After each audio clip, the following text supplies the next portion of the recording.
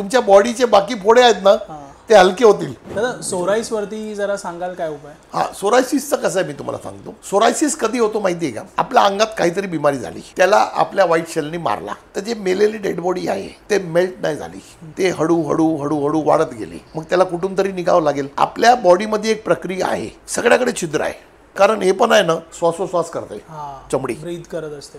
Breath करत असते, बरोबर आहे. मग तिकडून बाहेर निघते. तिकडून बाहेर निघताना आता समजा इकडून ते बाहेर निघते, बाहेर निघताना तो चमडीला क्रॅक करतो, तो बाहेर येला, ती जी चमडी क्रॅक झाली ना ते बाहेरचा जंतूचा मग तिकडे इन्फेक्शन होतो आणि ते तुमच्या शरीरात कुठे पण येतो, त्याला सोरायसिस म्हणतात.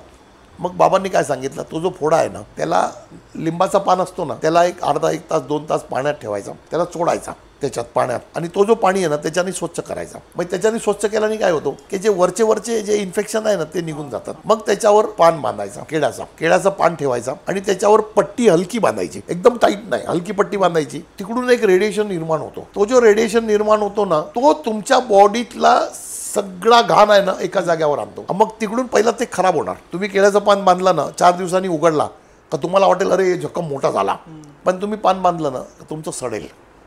सडल्यानंतर तिकडून पस निघेल. तुम्हाला असं वाटेल अरे पस निघतो, निघू द्या. एकदा पस निघत 1 आठवड्याभरात बंद झाला ना का मग रिकव्हरी चालू होणार. पण तो पस निघता आहे ना तुमचे बाकी सगळे फोडे निघून जातील.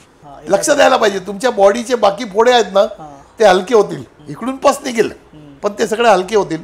ते एकदा रिकव्हरी झाली म्हणजे तुमचा पूर्ण अंगातला पस निघाला.